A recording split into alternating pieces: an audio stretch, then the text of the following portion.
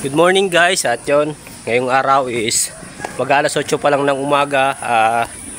Mamayang hapon pa siguro kami lalabas sila Marcos. So ngayon may hatid lang muna tayo kasi yun nga yung kahapon yung sabi kong napulot ko na pera at saka reseta ng gamot is may nagkontak na sa akin kagabi na may-ari nito at taga doon siya sa may Mactang sa pinanggalingan natin sa lugar nung karpentero na pinuntahan natin. Taga doon pala yung may-ari at nagkontak sa akin kagabi sa Facebook kasi pinost ko yung yung nahulog nilang pera at saka yung gamot. Ito yung post natin.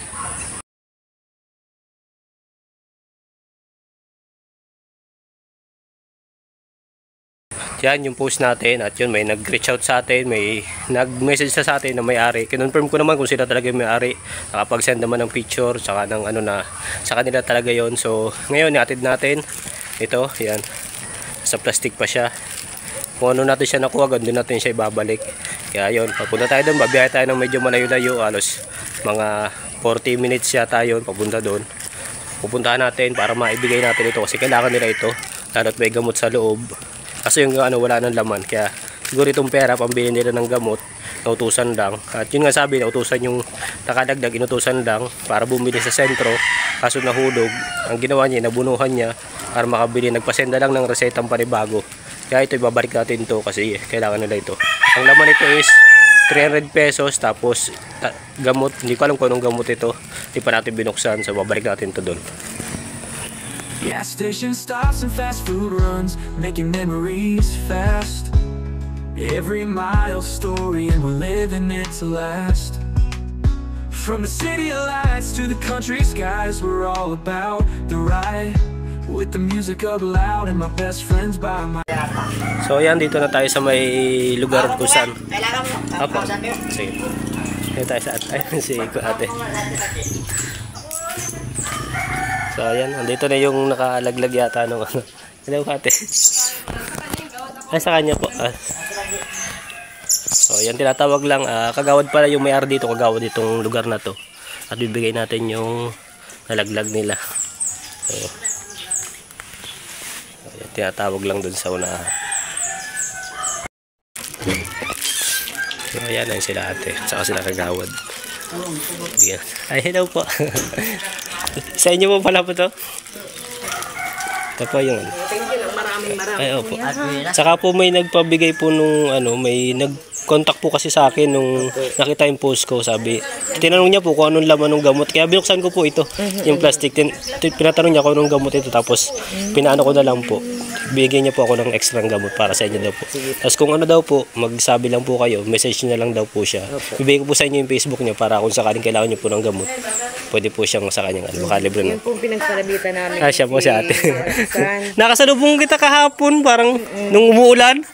Doon ko siya napulot sa may Kilakagawad Hilda, sa una-unahan ng pataas. Doon ko po napulot. So yan, pabalik na tayo at inabot lang tayo ng ulan sa daan. Masaan naman tayo kaya nagsuot ako ng kapote. Pero ngayon naman wala naman, natigil naman na, kaya nagtatagal na tayo ng kapote ngayon. At medyo mabanas din.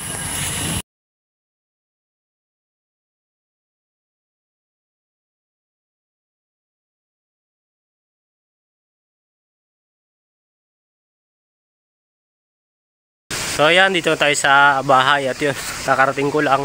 Medyo inulan tayo, nabasa tayo ng kaunti, pero okay lang, goods lang. At ibalik naman natin yung dapat ibalik dun sa may-ari nung nalaglagan ng pera at saka gamot, kasi importante yun, kasi gamot yung laman noon, tapos yun nga may pera. At medyo kinat ko lang yung video kanina kasi ang may-ari pala noon is kagawad.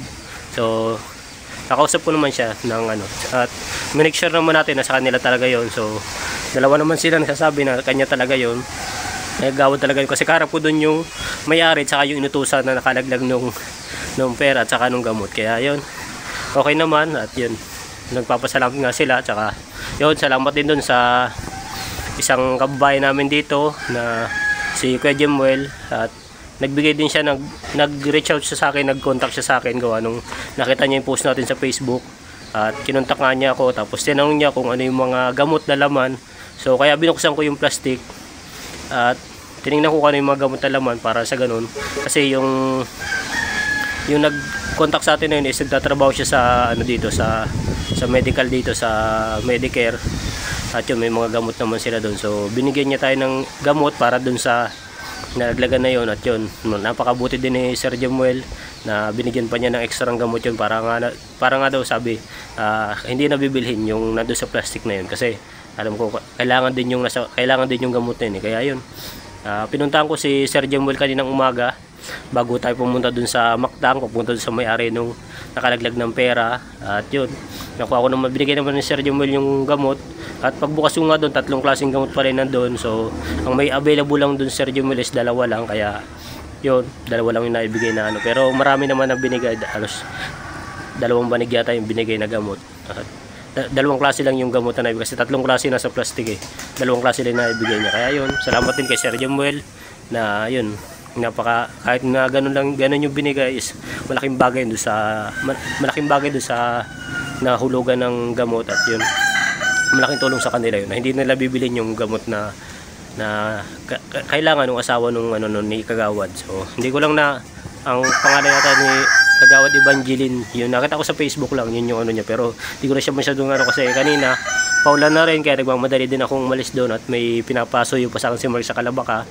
Kaya nagdiretso na ako ng Kalabaka noon, medyo hindi na rin ako kay Kagawad. At yun, nagpasalamat naman sila at okay naman na yun, goods naman kasi kahit paano napakasarap naman din sa pakiramdam na nakakapagbigay tayo kahit sa ganun bagay lang, nakakatulong tayo yung mga bagay na nawawalan. Kasi ako dati nawalan din ako dati nahulog din dati nung nasa Batangas ako, nahulugan din ako ng wallet at lahat ng ID ko nandoon kasama pera na dapat kukuha na ako ng passport noon. Kaso nung mahulog na yung wallet ko, hindi ako nakatuloy ng pagkuha ng passport noon. Papunta ako ng Lucena noon at yun yung schedule ko ng passport, pagkuha ng passport. Naka-schedule na ako pagkuha ng passport.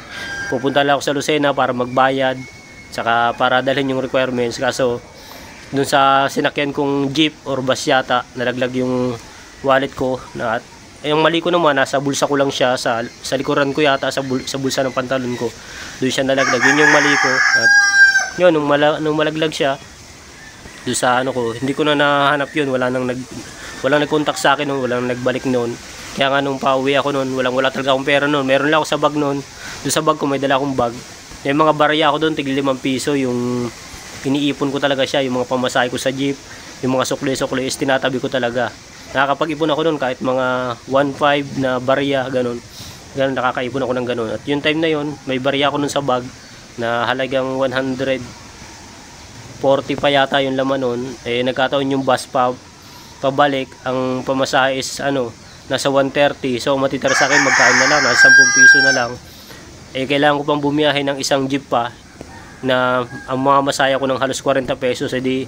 Sabi ko, wala na, kulang na ako ng pera. Kaya sabi ko nun, naisip ko nun, si Marcos nga pala nun, galing Bicol papuntang Batangas. Alam ko yung oras na yon, ang mga 2 hours na lang dadaan na siya dun sa pwesto na yun, sa lugar kung nasaan ako. Mga 2 hours dadaan yung bus na sinasakay niya doon. At sabi ko sa kanya, chinat ko agad si Mark nun, sabi ko, Mark, nasaan ka na? Sabi ko ganun. Sabi niya, sa parting pa siya, Quezon pa siya. So ang namin, Santo Tomas, Batangas, doon niya ako dadaanan. Sabi ko, daanan mo ako sa Santo Tomas kasi wala akong pera sa papunta sa boarding house, nahulog yung wallet ko. Sabi ko ganun. Kaya yun, sakto-sakto, mga 1 oras mahigit, dumating si Marcos doon. At yun, nilibre niya tayo pamasahe papunta sa boarding house. Pagdating ko sa boarding house, yun, pinost ko agad sa social media na ganun nga, nawalan ako ng wallet na may laman na nasa kulang-kulang 3,000. Tapos may lahat ng ID ko nandoon, kumpleto ako ng ID, 5 ID ko yata nandoon na nawala, pati ATM ko nandoon, dala din. So hindi na nakabalik sa akin yun. Kaya sabi ko nung nasa boarding house na ako, sabi ko kay Marcos, yun, kinabukasan gasikaso na ako ng ng mga affidavit of loss. Tapos kinuha ko na rin yung ibang ID. Kinabukasan nagkuha na agad ako, pina-close ko na yung ATM, pina-close ko na agad. Tapos yung mga IDs, nagkuha na ako ng affidavit of loss para yun, maano natin. Yun, simula nun, walang nag-reach out sa akin, walang nag-contact sa akin na may naka-upload kami ng ganito, sa inyo ba ito, sir? Sa akin yung pera, okay lang yun na ibigay ko sa kanila yung pera. Nakulang ko lang 3,000. Basta sabi ko yung ID, yun ang importante kasi kumpleto ako ng ID, 5 ID nandun ko. At yun, di na napabalik. Kaya sabi ko noon, nung mawalan ako, sabi ko pag ako nakapulot ng ganon, ng wallet o kaya kahit anong bagay na mapupulot natin na ano, sabi ko hanapin ko yung may-ari nun. Kung kailangan magpo-post man tayo, kung sakaling walang mag-reach out na sa atin lang yun, at in case na may mag-reach out sa atin, bibigay natin agad. So kaya yun, yung nasa isip ko nung makuha ko yung mapulot ko yung pera na yun saka yung gamot, nung mapulot ko siya, eh, sabi ko hanapin ko yung may-ari nun kasi alam ko yung pakaramdam na mahulugan ka ng bagay tapos hindi na siya makabalik. Kaya yun, sabi ko kontakin, magpo-post ako sa Facebook natin para malaman natin kung sino may-ari. At yun, mga ilang oras lang naman, siguro mga 3 oras, 4 na oras lang natin nakapost, may nag-contact na sa atin na yun nga, taga Mactang daw, malapit dun sa may kila Buboy na Iskalendiano, medyo malapit dun sa ang bahay niya at kagawad po sa lugar nila. Kaya yun, pagpunta natin doon, ibigay naman natin yung wallet, yung pera at saka yung gamot at may pang extra pang gamot. Kaya yun, okay naman. So yun, muli yun lang yung update natin at nandito na ako sa bahay. So magre-ready na rin ako kasi mamaya lalabas kami ni Marcos. Maaga pa, alas 10 pa lang ng umaga. So siguro si Marcos may ginagawa pa sa shop, may nasikaso pa doon, kaya mamaya kami lalabas. Saka yan, tayo nyo, padilim na naman Ulan na naman. Kanina inabot na ako doon, basang-basa yung dibdib ko, basa. Nakakapote man ako kaso yung dibdib natin basa kasi lumulusot siya doon sa may nung kapote, sa may ganto, lumulusot siya doon. Kaya basa din yung dibdib natin. Pero the rest naman, sa likod wala naman, okay naman. Yung bag natin is wala rin naman, tuyo din naman. Kaya yun, overall okay naman. Ito lang din, magpapalit lang tayo ng damit talaga sa basa yung dibdib natin, bibisay ng damit. So yun, magre-ready na ako at yun, ito lang muna yung update natin ngayong umaga. At mamaya siguro pag lumabas kami magbablog ulit tayo. Yun, muli maraming salamat sa inyong lahat. At yun nga, sana sa mga sa mga manood dito dyan, kung sakali may mga anak kayo, mga na nakakapulot ng ibang bagay na kung maaari, subukan nyo mag-post sa social media nyo. Alam ko lahat may social media, mag-post kayo na mahanap nyo yung may-ari doon kasi napakahirap mawala ng gamit, lalo na yung mga ganun, may mga IDs, sobrang hirap. Kasi ako noon talagang buwan ang inantay ko nung bago ako nakapagpa-ID ulit. Halos 5 buwan, 6 na buwan ako bago nakapagpa-ID ulit. Napakahirap kumuha ng ID dito sa Pilipinas kasi pag kumuha ka ng ID dito, hanap ka ng ID. Katulad ko na yung mga IDs ko is nawala, kaya nahirapan din ako. Pero nakakuha naman ako ngayon, kompleto naman ulit ako. Meron tayong SSS, Pag-ibig ID, PhilHealth, tapos yung UMID, meron din tayo niyan. Kasi yung iba pa, meron tayong ibang ID. National ID lang wala ako kasi hindi pa nadating. Meron naman ako nung papel, pero yung hard copy, yung card siya, wala pa, hindi pa nadating sa akin. Kaya yun, hanggang dito lang muna yung vlog natin. Maraming salamat sa pagsama sa atin sa vlog na ito, sa panonood, sa pakikinig. Maraming salamat sa inyong lahat. At yun, muli, mag-iingat kayo palagi at God bless.